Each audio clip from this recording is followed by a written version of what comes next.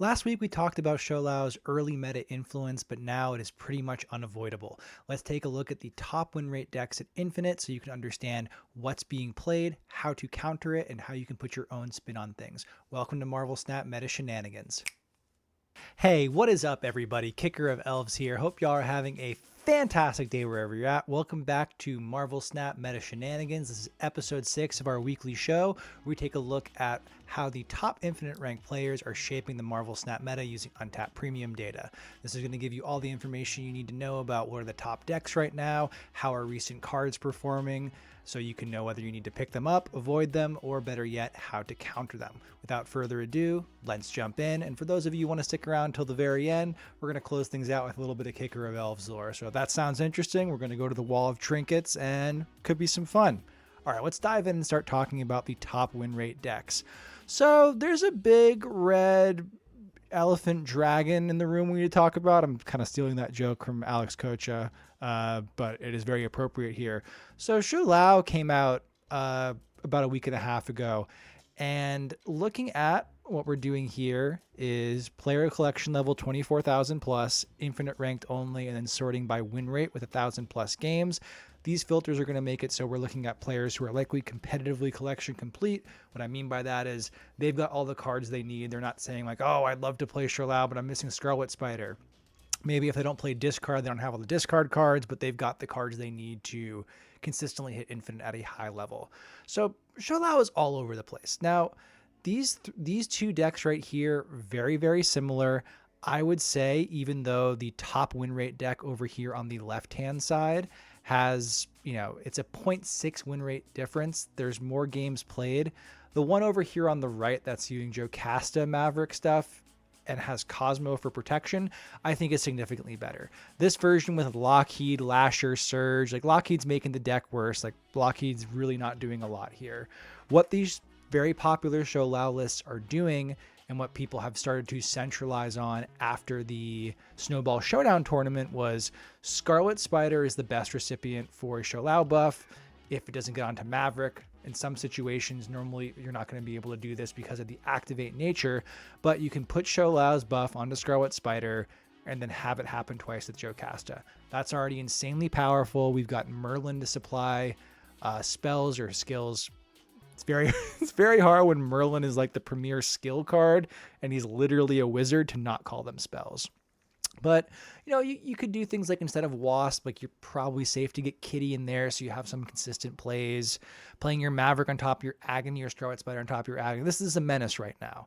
And while I do think Shou-Lao does need to be nerfed in some capacity, I don't want to get the pitchforks out here and do that. I think in a recent video, KM Best made a very salient comparison of Shou-Lao to kind of how things were when Invisible Woman First Steps released, when it was very powerful, yes, but it wasn't a kind of deck we were used to seeing. We didn't really know how to deal with it. Like all the end of turn stuff was like, well, okay, Havoc and Thena are suddenly crazy. My brain is not computing this. Like when Maverick came out, no one was thinking, oh yeah, Scarlet Spiders. Smiles over at Snap Academy YouTube did a great video about 2-ish months ago now on just the activate deck guide. And he, accurately at the time had Scarlet Spider as like a bad activate payoff. And he was. You don't need 20 power, 20 power, 20 power, 20 power. What Shou-Lao here is you're making this a 417, and then that happens twice at a minimum and sometimes 3 times with Jocasta. It's freaking nuts. This version over here, which again has Shou-Lao, this is probably the best direction for Lockheed to go on. I don't think this is a better Lockheed deck. This is kind of hybridizing the end of turn stuff with just your basic Shaw stuff. This is a fine list, but significantly worse than these two. I would say this deck over here on the right, while using Kitty instead of Wasp, is probably the way I'd go about it. If you're seeing a ton of Shou-Lao stuff yourself, you could honestly probably cut out Cosmo for Copycat so you get more deck information and see, can you steal their Shou-Lao? Can you get a snap condition right away? Very powerful stuff. I do like how there is a zombie deck in here. I think the zombie is a very interesting direction, especially with Majestic Wingbeat. And those we'll talk about in a second. Majestic Wingbeat isn't only popping into the zombie deck here, but I think we could probably lose Lockheed, but having a great target for absorbing man in the zombie list, in addition to Shou-Lao and zombie giant man, Majestic Wingbeat can make one of these cost one less or just buff any of these cards. Red Guardian for tech, it's a good setup. Last but certainly not least here, these are just in the top 5 lists. Again, we're still pretty early on in the season. They're, Untapped is assuming that the top 50% of Infinite is only 2,700 players. I'm, just barely scraping by into the top 10 up here in the top 500 or so right now. So 5 lists meet this criteria. Is Zombie Galacti. I believe this is the exact list Jay Walla used to hit rank 1. He's been kind of the resident Zombie Galacti expert, or at least the person really trying to push this forward as a real archetype. He did Cerebro 3 for quite some time. And with the release of Majestic Wingbeat, just another great way, another great consistency piece for Zombie Galacti. Having magic is risky when there's a bunch of Merlin running rampant, but, they're universally going to turn off Limbo on turn 6. So you can kind of just play around it and be like, oh, I'm not going to get greedy and try to surge or something on there. I'm just going to play Zombie Galacti and they're going to think they got me, but no, they didn't. If you can do it, you will in all likelihood need a turn 7 to do this. If you play Zombie Galacti and Majestic Wingbeat on the same turn, but you go Zombie Galacti, then Majestic Wingbeat after. If Majestic Wingbeat is identified as a Zombie Galacti card, like one that's going to turn into it, even though it's a skill, it will turn into Zombie Galacti after. It'll be face down when you do the thing, which, I don't know how it's coded in the game, but it'll tell the game, this face down card is now Zombie Galacti. Majestic Wingbeat reveals, does its thing, and then stays as Zombie Galacti. Really powerful stuff. A lot of people are going to wonder, how do I counter Shou-Lao? I'm so sick of this red dragon. I don't want to play it, or I'm sick of the mirrors. Stuff like Zombie Galacti is the way to do it. Stuff like Zombie Galacti, the Mr. Negative list I did a video on about a month ago on the channel. Decks that just go over the top. Man Spider stuff. I'm not a big Man Spider guy, but just stuff that says, oh, that's cute. Yeah, you've got 38 power in those 2 locations. That's a lot, but I've got 50 in each, or I've got 132 in each with Man Spider. Doing Galacti stuff, dedicating yourself to a full combo list is probably ironically, the most reliable way to go over the top of it, but it's not bulletproof. So moving on from that, pretty interesting state of the affairs here. Let's look at Lockheed. Lockheed came out last week. This was our last Series 5 card. Again, looking at 100 plus, infinite only, 24,000 plus collection level. It's got a 56% win rate and positive cube rate. Said it last week, I'll say it again. Lockheed's being carried by Shou-Lao. You can see it popping up in these top decks in here. Other than if you want to play an end of turn list, Lockheed's not doing anything in this list. It's being carried by Shou-Lao, Scarlet Spider, Maverick stuff. It's a fine card, but you do not need a linear scaler in a deck where you are trying to apply a 12 power buff onto a card that's going to repeat it 2 times. These stats are being carried by other cards. If you picked up Lockheed, it's a fine card. This is not I'm not saying this is a half star out of 5. This is a 2-star, 2.5 star in my opinion, but don't see these numbers and be like, oh, I got 6,000 tokens. My last 6,000 tokens going to Lockheed. Save. Fing Fang Foong's probably going to be nuts next week. Lin Lie Iron Fist just came out at the time of recording this yesterday, and he's off to a decent start. Significantly less popular than Lockheed. It's got 2.4% meta popularity, just above a 50% win rate, and a positive cube rate. I love Lin Lie. I think it goes. I love the move many lists that Iris and Cougar have popularized. I'm a big fan of those. I've got a Prowler version that I featured in yesterday's video that I love quite a bit. This for me, I gave it a 4 out of 5 stars. Some people are going to say that's high. I know some top players are down on Lin Lie Iron Fist here. I think it is a great complement and a great alternative way to build power in those locations for those lists where a lot of time the game plan is move stuff around on turn 5 or on turn 6 with Hellions. I played Hellion on turn 5. Win one location with points, steal another with Iron Fist with Juggernaut. Lin Lie does that, and it makes that side quest a lot easier to achieve. He's not going to go in 1,000 different lists, but the list he goes in, he is a welcome addition. Let's talk about Shou-Lao here. So again, this is an insane amount of just activity for this card. 48% popularity, 55% win rate, positive cube rate. This is the class of the meta right now. There is pretty much nothing else that can be said about Shou-Lao. This is an incredibly powerful card. If you have the season pass, you're flying free right now. I think it's a lot of Shou-Lao mirrors. No one loves mirrors right now. We're getting close to a tier 0 meta with this card. There's an OTA coming in the near future. We'll have to see what it does to address that because, hoo boy, this is strong. Dragon of the Moon is our super premium season pass card, and It's got this makes sense. An infinite sub 47% win rate. It's got a positive cube rate, which, maybe people just aren't used to dealing with Ronin Master Mold stuff, and you might be getting some retreats for one. But if you're a season pass buyer, if you got Shou-Lao and you're like, oh, this card's really great, do I get that super premium season pass card? Not worth it. I mean, it is great to get it out of your Series 5 pool, so you can kind of like, if you're trying to stay collection complete, the value proposition of the extra, like paying extra for the super premium season pass is there from that perspective. And then you're more free to just rip your snap packs and get like Fing Fam Foon for 5k tokens, effectively 4.8k. If you get it next week, you get the 200 back from your weekly missions. It's a good deal. But if you're looking at this from a sheer, I want to get cards that are powerful, Dragon of the Moon is not the powerful card. So let's dive into our viewer card of the week.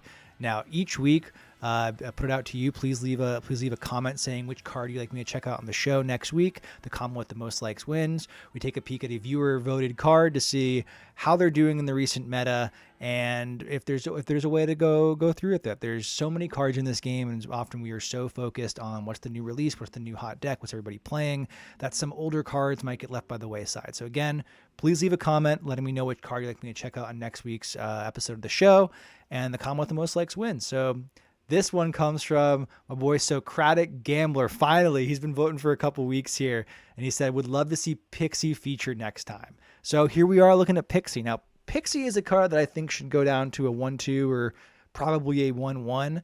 I love Pixie. I think the kind of decks that do Mr. Negative-y stuff without Mr. Negative, like your Pixie Spider, like Cougar had a really good list, like Pixie Spider-Man Noir stuff. I'm into that. And the top list for Pixie in this situation, because Pixie is not a brand new card, I've opened it up to the past 30 days, still infinite rank, 100 plus, player collection level 24,000. And the top two lists here, like once we start getting below, 300, 200 games, becomes a little bit less reliable here. But I like this Aurora list with Pixie, where we've got stuff like Terrax and Mobius, and we've got Hydra Bob and Spider-Ham and Black Widow.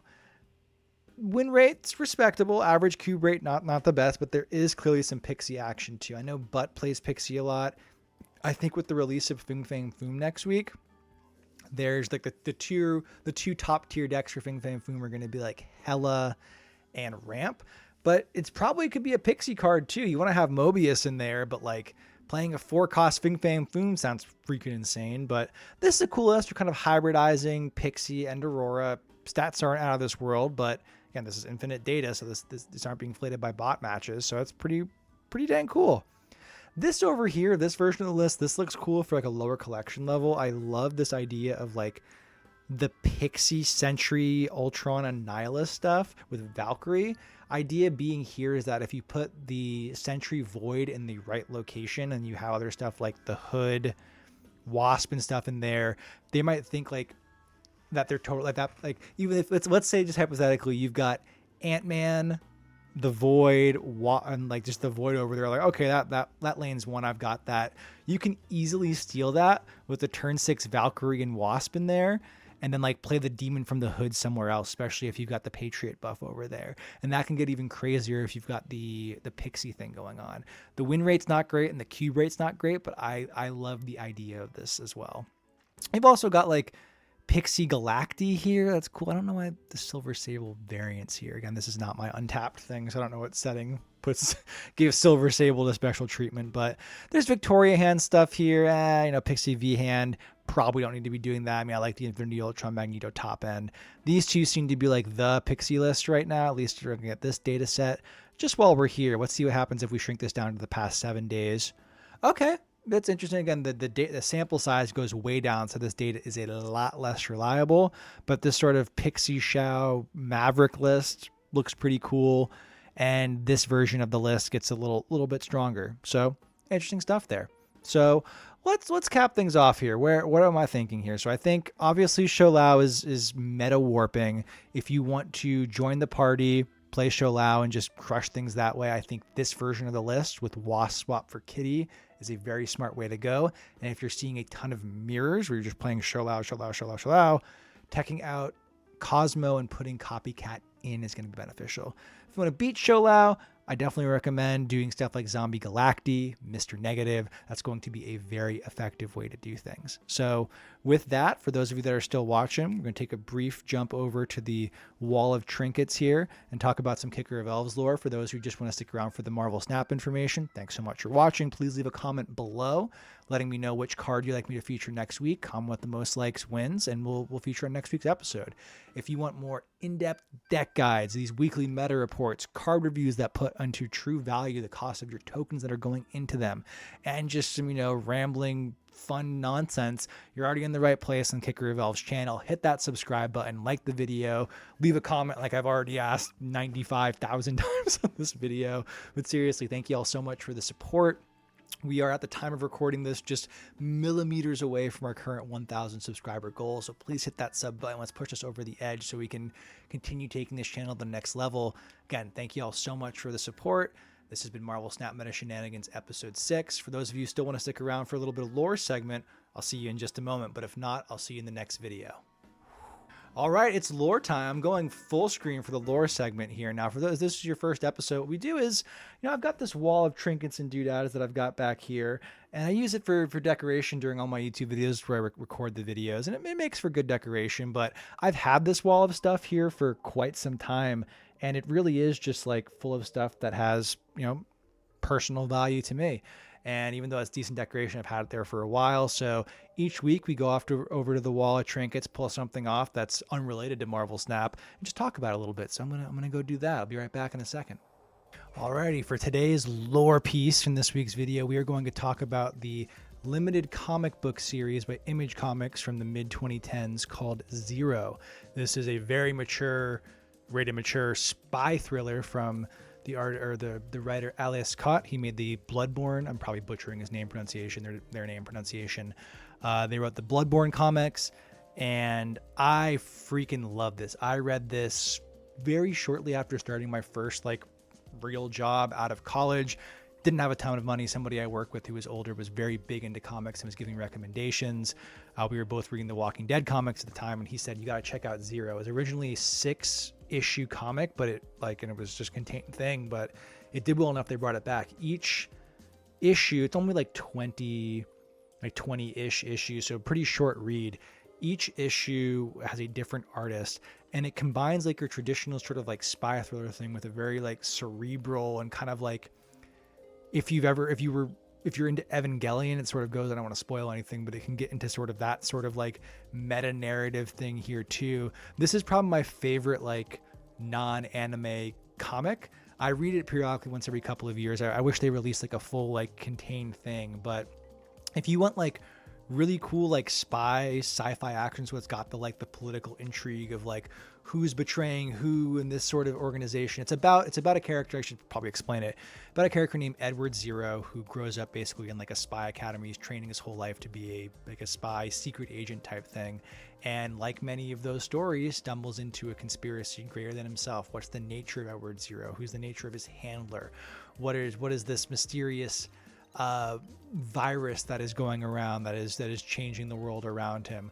Sounds very basic, but the places this story goes is absolutely nuts. So if you look up Zero by Alice Scott, that is Aleskot, definitely recommend buying the paperback. This is a really even just skimming through, you can just see this. The art is just wild here. Very, very cool. Read it online if you have to, but this makes for really, really, really mind-bending stuff. I absolutely love it. So with that, we already did my proper sign off, but I'll just say again, for those of the real ones who stuck around and talked lore, let me know what your favorite comic book is. The people who just watched the Marvel Snap portion of this aren't gonna know. So if you're just talking about comic books in the comments, that can be our own special thing. But do also leave a viewer recommended card. I love seeing what y'all say, so we can do that next week. But let me know what your favorite comic book is. I'm curious. I have not read a ton of Marvel stuff. If you've got Marvel recommendations, be curious to see that too. But okay, time for me to quit rambling. Thank you all for checking it out. Marvel Snap Meta Shenanigans. Love doing this show. Love talking lore with y'all at the end. And I'll see you in the next video. Thanks for watching. Bye.